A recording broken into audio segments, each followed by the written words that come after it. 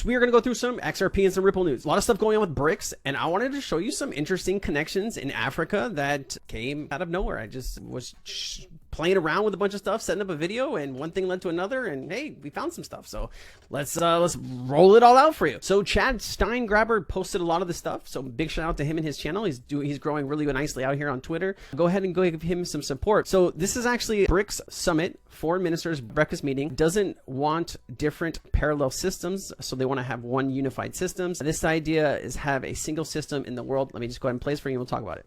Talk about unilateral sanctions. The idea is not to have a different parallel system in the world. The idea is to have a single system in the world, but the reality is that it's divided. So we have to think about alternatives. This is a common community of international. Some people that know BioFi, they've got a big connection right there in Africa that many people don't know, but anyway. World of shared future. So we need to have our solidarity and work together. The BRICS arrangement is not against the others. This is an arrangement for the benefit of all of us. So let's keep it going. So we know the new development bank, right? If you're not familiar with the BRICS countries, guys, if you don't know, it's fine. These are the countries, right? It was these four for a long time. They added South Africa. Well, the year, I do apologize, but they went like 20 something years or 15 something years, and then they added South Africa, and now they just added 6 more nations. You also have BRICS member India ditches US dollar, purchases 1 billion barrels of oil with rupees for the first time ever in this report.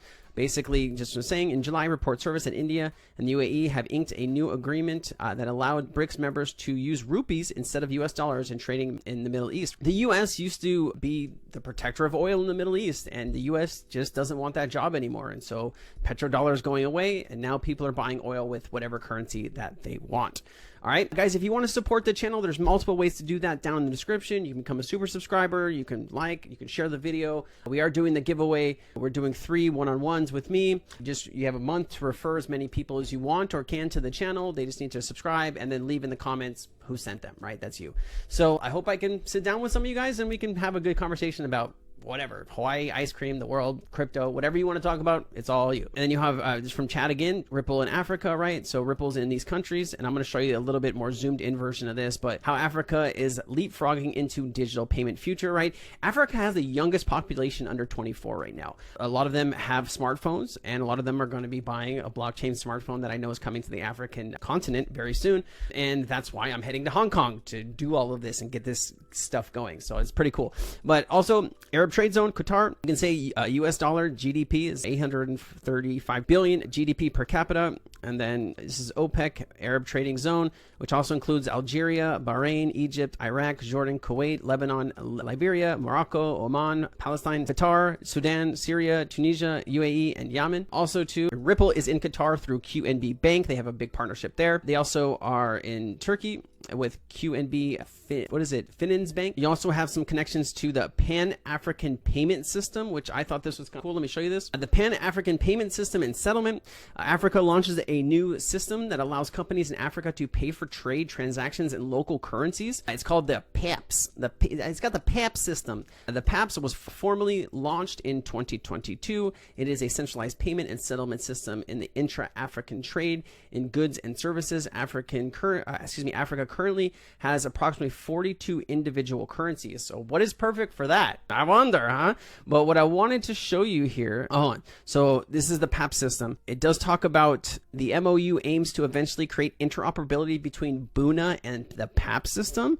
And we definitely know the Buna system is an XRP enabled system. I've done a video about that and I've shown you those connections. Let me just show you this real quick. There's also some strategic partnerships here.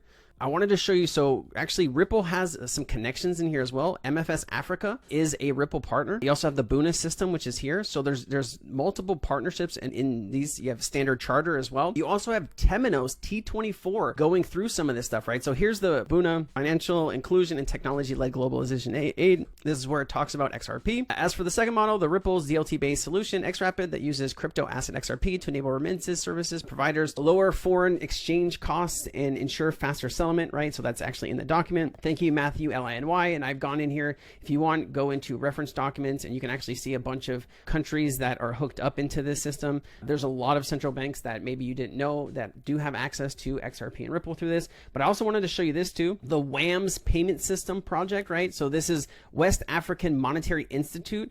This system can actually use Temenos T24.